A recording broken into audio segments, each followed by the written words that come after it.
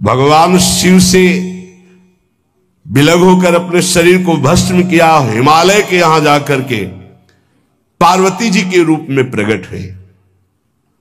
हिमालय पुत्री पार्वती बाल्यावस्था से ही निरंतर ध्यानस्थ रहना शिव अनुराग में। जब किशोर अवस्था हुई, किसी से कोई संभाषण नहीं करती थी माता जी, हर समय भगवान शिव के ध्यान में निमग्न रहना, कठोर तप करना शुरू कर दिया। जो बिल्व पत्र सूख कर गिर जाते थे, माता जी उसको अपने मुख में रख करके पा लेती। एक बिल्व पत्र, अपर्णा, शरीर सूखने लगा। माता जी का नाम अपर्णा। भारी तपस्या। भगवान शंकर को एकदम बोध हुआ कि सती का जन्म पार्वती के रूप में हिमालय के यहां हो चुका है और वो हमारे लिए कठिन तपस्या कर रही है। तो सप्त ऋषियों को बुलाया और उनसे कहा कि जाओ इनके प्रेम की परीक्षा लो। जानते हैं, सब कुछ जानते हुए भी ये होता है। जैसे लोग कहते हैं भगवान जानते हैं अपने भक्त को, तो परीक्षा क्यों लेते हैं? तो पढ़ाया तो टीचर ने ही है, तो सालाना परीक्षा तो होगी ही कि तुम क्या पढ़े हो। ऐसे ही तुम्हारे प्रेम की परीक्षा होगी। तुम हरि को चाहते हो या हरि की रची हुई माया को? हरि की हुई रची हुई माया में आकर्षित हो गए तो 0 आ जाएगा। और हरि की तरफ देखते रहे, माया से बच गए तो नंबर आ जाएंगे। 100 के 100 आते हैं, यहां 98 96 नहीं आते। 2 ही चैप्टर हैं, हरि पसंद कर रहे हो या हरि की माया। हर भक्त के सामने आता है तो प्रायः लड्डू ही खाने को मिलता है।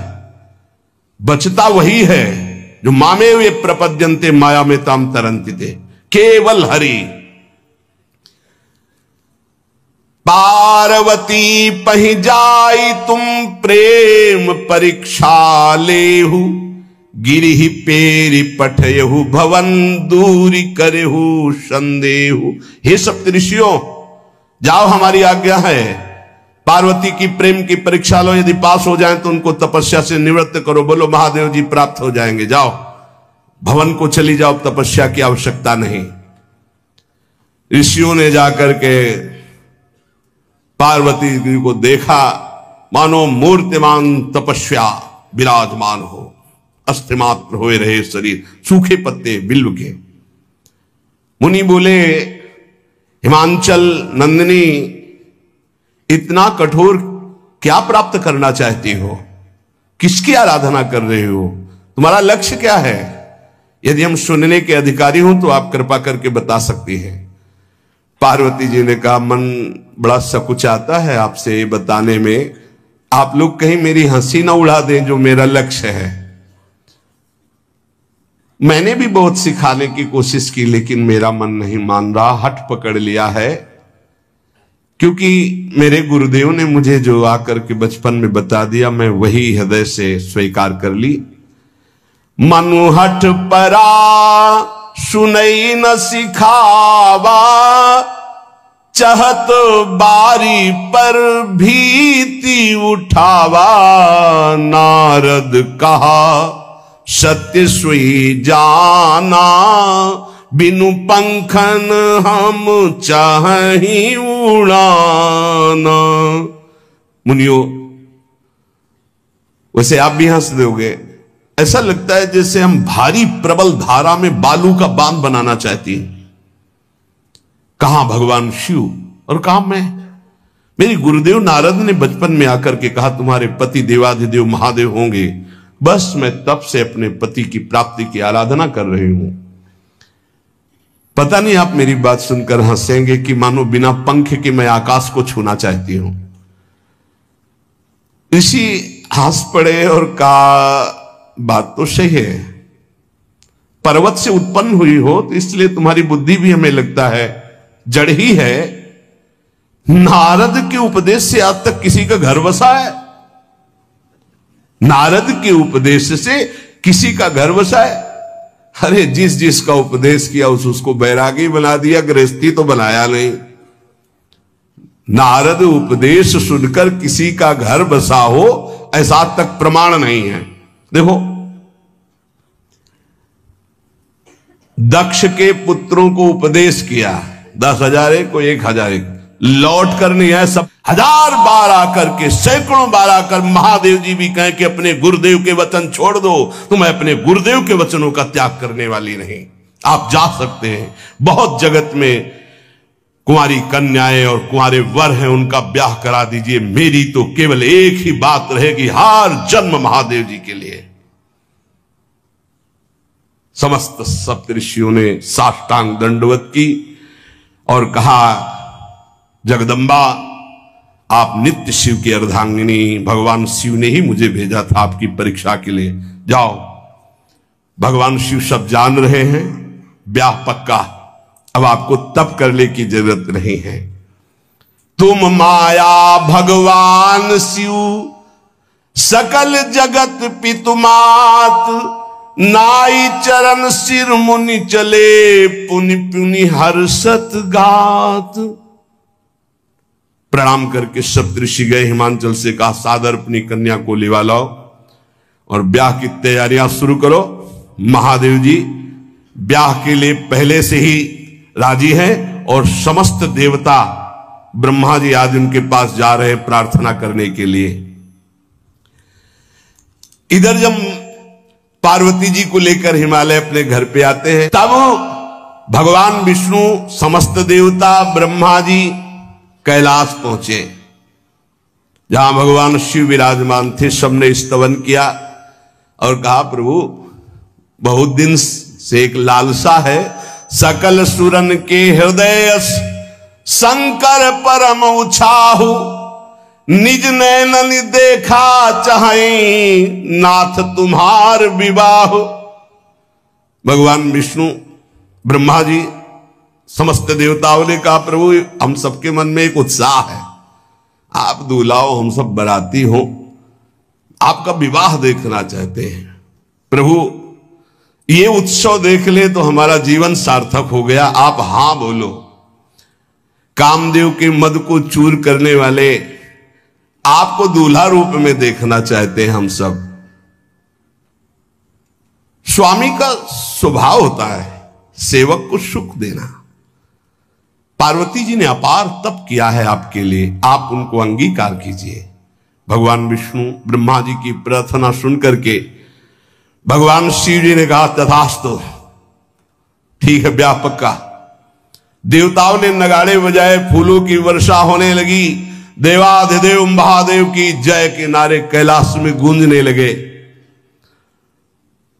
सप्तऋषि भगवान शिव के पास आए, कहा, प्रभु बड़ी अनन्य है पार्वती जी आपकी, अखंड प्रेम है, हमने बड़ा छल करके उपदेश किया, लेकिन उन्होंने कहा कि मैं नारद जी का उपदेश नहीं त्याग सकती, करोड़ों जन्म लूंगी और हर जन्म महादेव जी के लिए। भगवान शिव जी की आंतरिक वृत्ति जो पार्वती जी की प्रीति की है, उसे कोई नहीं जानता। बहुत विरह में रहे, ऐसा न समझे कि देवाधिदेव महादेव जी परम उदासीन है, नहीं। सती जी के वियोग में बड़ी विचित्र दशा महादेव जी की हुई थी। सप्तऋषि फिर गए पार्वती जी के पास और कहा, भी बीच में घटना घट गई, कामदेव गया था महादेव जी की समाधि को भंग किया, तो महादेव जी ने कामदेव को भस्म कर दिया, तो अब ब्याह का मतलब क्या रह गया। भवानी ने कहा, तो तुम क्या अभी तक भगवान शिव को कामयुक्त देखते थे क्या? क्या तुम समझते हो तुम्हारे जान काम अब ज्यादा, अरे अब लग शंभु रहे सभी कारा। तुम्हारी नजर में अभी तक भगवान भिखारी थे और अब काम को भस्म किया है।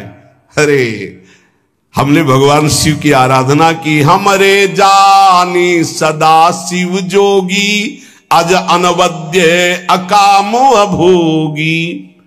मैंने तो शिव को सदा ही योग संपन्न ब्रह्मबोध देखा है। वचन और कर्म से, मन से मैंने यदि भगवान शिव को अपना स्वामी माना है, योगी, अजन्मा, अनिंद्य, काम रहित, भोगहीन, तो निश्चित मुझे प्राप्त होंगे। भगवान शिव के पास फिर सप्तऋषि गए, बोले प्रभु गजब की निष्ठा है, केवल आपके प्रति प्रेम है। ब्रह्मा जी ने लगन रची, सप्तऋषियों को बुलाया और कहा ब्याह दोनों तरफ, ये लड़की पक्ष की लगन, ये वर पक्ष की लगन। ब्याह तय हो गया, दिन नक्षत्र घड़ी, नगाड़े बजने लगे देवताओं के लिए, सुमन वृष्टि हुई। ब्रह्मा जी ने सबको बुलाया, हिमालय ने सबको निमंत्रण दिया, बड़े बड़े पर्वत भेंट लेके आ रहे हैं, बड़े बड़े रसनिधि समुद्र भेंट लेकर के आ रहे हैं। वहां भोजन पान के लिए हिमालय के पास कोई कमी थोड़ी थी, रस की नदियां बह रही थी, विविध प्रकार के रस, विविध प्रकार के फल, विविध प्रकार के भोग वहां सब व्यवस्थित किए जा रहे हैं। ब्रह्मा जी ने कहा देखो, सबसे पहले नारायण की समाज रहेगी, दूल्हे की नहीं रहेगी, नहीं तो गाली ही पड़ेगी। हिमालय के यहां प्रवेश पाने के लिए बरातियों में सबसे पहले नारायण, फिर देवराज इंद्र का परिकर, वायु देवता, अग्नि देवता, सबसे पीछे दूल्हा की बारात। बात तय हो गई। ऐसे ऐसे सब लगे संवारन सकल सुर, वाहन विविध विमान, हो ही सगुन मंगल सुबद, करहीं अप्सरा गान। सब अपने अपने वैभव संपन्न सब तैयार हो रहे हैं। बोले महाराज दूल्हे को तैयार किया जाए। शिव ही शंभुगन करहीं सिंगारा, जटा मुकुट अहि मोर संवारा, कुंडल कंकन पहिरे ब्याला, तन विभूति पट के हरि छाला, शशि ललाट सुंदर सिर गंगा, नयन तीन उपवीत भुजंगा, गरल कंठ उर नर सिर माला, अशिव वेश शिव धाम कृपाला, कर त्रिशूल अरु डमरु विराजा, चले बसहा चढ़ी बाजही बाजा, देखी शिवहि सुरत्रिय मुस्काही, बरलायक दुल्हनी जग नाही। दूल्हे की तैयारी हो रही भाई, चिता की भस्म, चिता की भस्म, जिसे पाउडर ले लिया, पहले चिता की भस्म लगाई गई, अब जटाएं बांधी गई। जटा से त्रिभुवन का विनाश जब करना होता, जटा खोलकर जब तांडव करते तो कोई नहीं बचता। जटा कटा संभ्रमम भ्रमण निलंप निर्झरी, बिलोलवी चिवल्लरी विराजमान मूर्धनि, धगत धगत धगत जो ललाट पट्ट पावके। तीसरा नेत्र मानव विश्व का विनाश करने के लिए उसे पटबंद किए हुए विशाल जटाएं। जटा का तो मुकुट सवाल आ गया, अब जटा बंध है काहे से? सांप, ये मुकुट सांप, और कुंडल करिया और भूरी भी थी। हाँ, सोने चांदी के लिए डंक मार दे तो बेहोश हो जाओ ऐसे। पहिरे ब्याला, बाजूबंद छोटे फण वाले है, कोई पनिहा कोई दुमहा ऐसे, और ऐसे जनेऊ वासुकी नाग, गले के माला भगवान का विभूत, ऐसा स्वरूप है। और शेर की छाल नीचे, शशि ललाट, द्वितीया का चंद्र, शशि ललाट, ये मुकुट द्वितीय का चंद्रमा, सुंदर सिर गंगा, भगवती गंगा फवारे ले उठते जटा के बीच से गंगा जी। नयन 3, माथे वाला बंद है, 2 खुले हैं। उपवीत भुजंगा, जनेऊ वासुकी नाग, गरल कंठ, नीलकंठ विष यहां रोके हुए, और मुंडों की माला, हाथ में त्रिशूल, डमरू बंधा हुआ, नंदकेश्वर पे सवार। बोले ऐसे दूल्हा के लिए दुल्हन तो त्रिभुवन में नहीं मिलेगी, ऐसा दूल्हा दुल्हन का मिलेगी। अच्छा, दूल्हा सज गया, ब्रह्मा जी ने देखा, बोले महाराज आगे आपकी सवारी। नारायण भगवान उनके चतुर्भुज पार्षद, शोभा सुगंध सौरभ, आगे गरुड़ पे सवार, पीछे हंस पे सवार ब्रह्मा जी अपना परिकर, देवराज इंद्र, भगवान विष्णु जी दूल्हे की तरफ देखे, बोले महाराज विष्णु कहा अस बिहस तब बोल सकल दिशराज, बिलग बिलग होई चलो सब निज निज सहित समाज। कोई भी दूल्हे के पास मत फटको, पीछे रहने दो, सब अलग अलग समाज चलो, नहीं पानी नहीं मिलेगा हिमालय के अगर आगे ये हुई तो। अब तो वर अनुहारी बरात न भाई, हंसी करहियों पर पुरजाई। नारायण ने कहा कि दूल्हा के अनुरूप ही हम सब बराती नहीं भैया, दूल्हा सबसे पीछे, सब बराती क्रम से पहले हम, फिर ब्रह्मा जी, फिर देवराज इंद्र, से सब।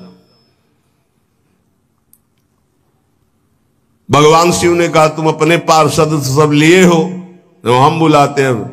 श्रृंगी निकाली, जे ही बजाया तो भगवान शिव के पार्षद आ गए। शिव अनुशासन सुनि सब आए, प्रभुपद जलज शीस तिन, जय हो महाराज की आज्ञा करो। अरे बोले विवाह हमारा बहुत दिलों से आओ। भुचप्पा जैसे देखो ना, अगिया बैताल। हाँ अब कैसे शिव के बराती हैं, जरा ये आगे पार्टी तो निकल गई बंदनी। ये जो भगवान शिव ने बुलाया बरातियों को, अपने साथियों को मुखहीन विपुल मुख काहू, बिनु पद कर को बहुपद बाहू, विपुल नयन को नयन विहीना, रिष्ट पुष्ट को अति तन खीना। किसी के एक मुख नहीं, केवल मांसई का पिंड है, और पूर्ण गौरम जैसे चिदानंद। 16 वर्ष की अवस्था, हाथ में दर्पण और अद्भुत मुकुट धारण किए हुए, जटाएं ढकी हुई, गौर वर्ण, वो सुंदर रूप जो देखे सो मोहित हो जाए। ध्याये नित्यम महेशम रजति किरणिभम चारु चंद्रावतन सम। कैसा सौंदर्य रूप महादेव जी का। चलो अब जो जेवनार के लिए सब शुभ नववधुएं सब मैना जी को बुलाया, देखो दूल्हा आ रहे हैं, एक एक कदम ऐसे चल रहे, संभाल संभाल के जैसे चलना सीख रहे हो। तांडव करने वाले चरण है, पर नारद जी ने को अब नहीं। नव किशोर अवस्था, हाथ में दर्पण, वो सुंदर रूप भगवान शिव का, एक एक कदम बारात में जो देखे सो मोहित। मैना ने कहा हो अहो भाग्य, ऐसे दूल्हा बोले वही हैं जो नंदी पे सवार थे, इनके स्वरूप को जानना बड़ा कठिन है। अब जो सुंदर जेवनार हुई बरातियों के साथ भगवान शंकर की बड़े मधुर गीत गाए जा रहे हैं। मुनियों ने फिर हिमवान को लगन पत्रिका सुनाई। विवाह का ठीक समय देख करके समस्त देवता और वेद स्वयं मूर्तिमान होकर वेद उच्चारण कर रहे हैं। भगवान शिव का पाणी ग्रहण संस्कार हो रहा है। पार्वती जी जब श्रृंगार करके सभा में आई ब्याह मंडप पे, तो कोई ऐसा नहीं था जो देखकर मोहित न हो गया हो। त्रिपुर सुंदरी अंबा है, लेकिन सबने उनके श्री चरणों में सर झुकाया, क्योंकि जगदात्मा महेश पुरारी जगदंबिका जानि भव भामा सुरन मनन मन कीन प्रणाम। ऐसा सुंदर रूप अंबा जी का त्रिपुर सुंदरी है। जब वो दुल्हन रूप में पधारी, कोई भी ऐसा नहीं था जो एक बार देखकर मोहित न हो, पर सब श्री चरणों में, क्योंकि जगदंबिका है, भगवान शिव की आद्या शक्ति है। सुंदरता मर्जाद भवानी जाय न कोटि बदन बखानी। करोड़ों मुखों से यदि वर्णन हो तो इस समय जो पार्वती जी का सुंदर रूप है, नव किशोरी और दुल्हन रूप, पार्श्व में बैठे अत्यंत सुकुमार, कपूर और चांदी की तरह गौर वर्ण, एकदम तेजोमय, विशाल नेत्र, स्वर्ण आदि के आभूषण, कहीं कोई एक बिच्छू सर्प कुछ नहीं, बिल्कुल नव किशोर राजकुमार स्वरूप भगवान शिव पार्वती का मन रूपी भौरा शिव जी के रूप को देखकर लुभायमान हो रहा है। आज्ञा भई ब्याह प्रारंभ हो। आश्चर्य की बात, गणेश जी का पूजन सबसे शुरू हुआ। लियो, मुनि अनुशासन गणपति पूजे शंभु भवानी गणानान्त्वा गणपति ग्वंघवामहे प्रियानान्त्वा प्रिय। लियो, बोले गणेश जी पार्वती जी के मतलब पुत्र का भावातल कि वो जब उट्टन लगा रही थी उसी से गणेश, आदि गणेश है, आद्य गणेश है। जैसे आदि ब्रह्म, जैसे आदि ब्रह्म स्वरूप ये गणेश है। भगवान शिव और पार्वती जी ने प्रथम गणपति पूजन किया। मुनि अनुशासन गणपति पूजे शंभु भवानी को सुनि संशय करे जनी। ये अनादि जी जान, कोई संशय मत करना कि वो पुत्र है जो पार्वती जी से। यदि समस्त दुखों से तुम्हें मुक्त होना है, परम आनंद की प्राप्ति करनी है, देखो सबका लक्ष्य है एक छोटे जीव चींटी से लेकर के ब्रह्मा तक उस परम सुख को प्राप्त करना। परम सुख की आकांक्षा सबके अंदर। देख लीजिए, हम धन कमाते हैं तो सुख के लिए, परस्पर मित्रता करते हैं तो सुख के लिए, ब्याह करते हैं तो सुख के लिए, संतान करते हैं तो सुख के लिए, पद की चाह करते हैं तो सुख के लिए, जीना चाहते हैं तो सुख के लिए। हर चेष्टा हमारी सुख के लिए है। क्यों है? क्योंकि हम सुख सिंधु के अंश हैं। जो आनंद सिंधु सुख राशि, वो प्रभु कहते हैं ममई वांशो जीव लोके जीव भूता सनातन। सनातन अंश है तू मेरा, ममई वांशो।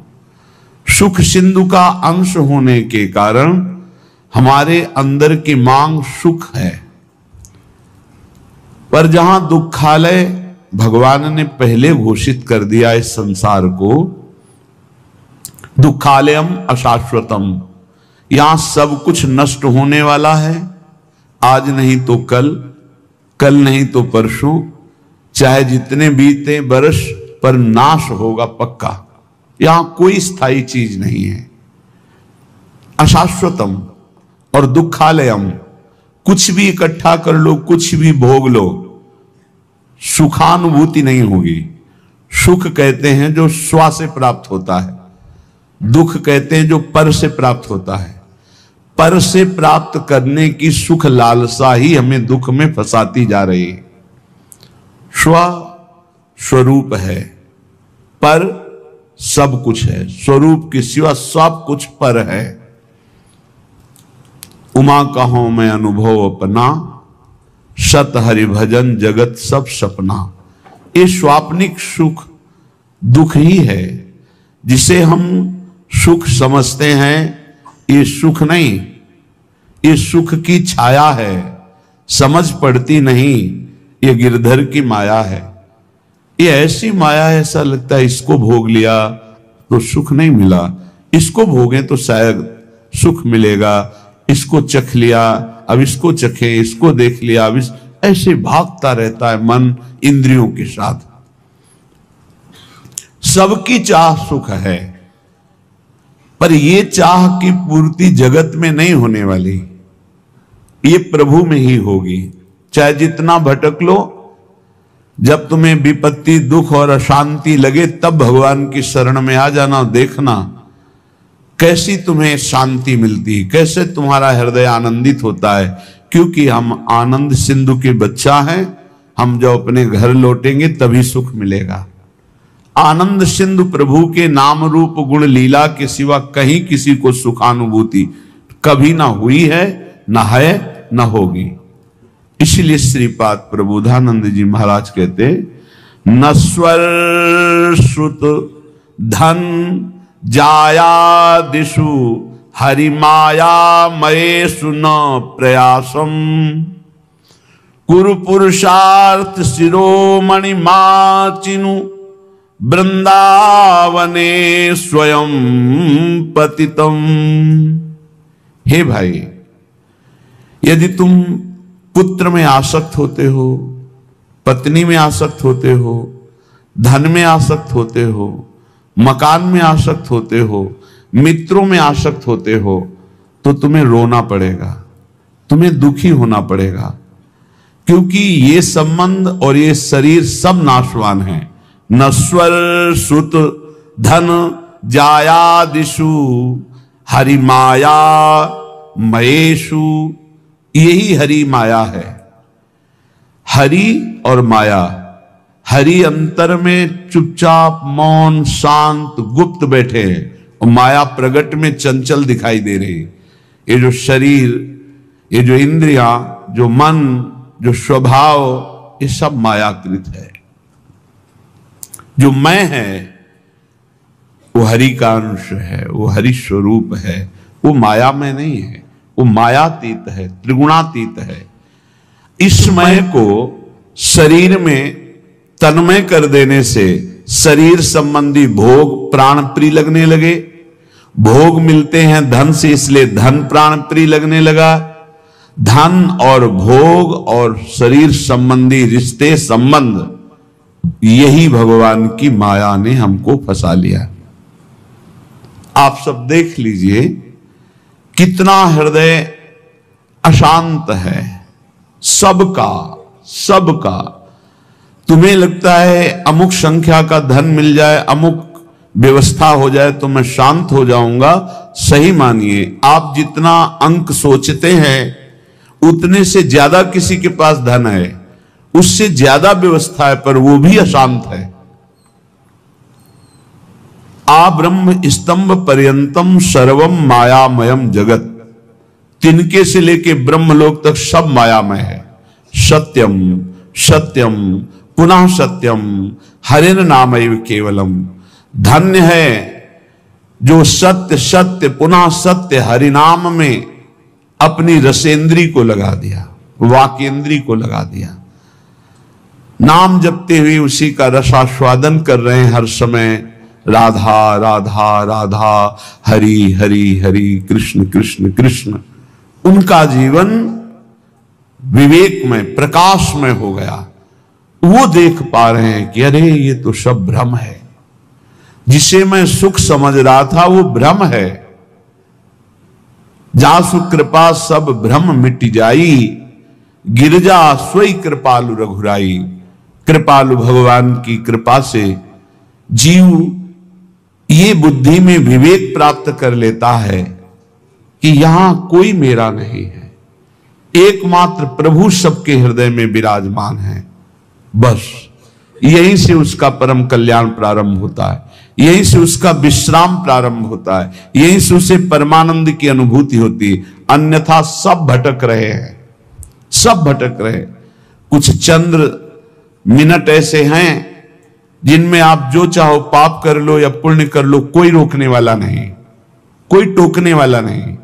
लेकिन इन चंद समय के बाद जो आपका परिणाम आएगा, फसल आएगी, वो आपको सुख और दुख प्रदान करेगी।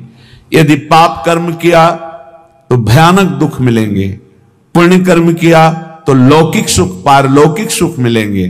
लेकिन पुण्य और पाप दोनों से हटकर त्रिगुणातीत भगवान का नाम जप किया तो भगवत प्राप्ति हो जाएगी। पाप और पुण्य दोनों आवागमन चक्र में फंसाने वाले ही हैं। एकमात्र भगवान का भजन ही जीव को इस आवागमन से मुक्त कर सकता है, दूसरा कोई उपाय नहीं। हरि भजन्ति नरा, जो हरि भजते हैं भवसागर तरंति, वही संसार समुद्र से पार होते हैं। इसलिए श्रीपाद कह रहे हैं नश्वर ये पुत्र पत्नी मकान धन नाना प्रकार के व्यवहार संबंध, ये नहीं कह रहे कि इनको छोड़ करके भागो, नहीं, इसमें शाश्वत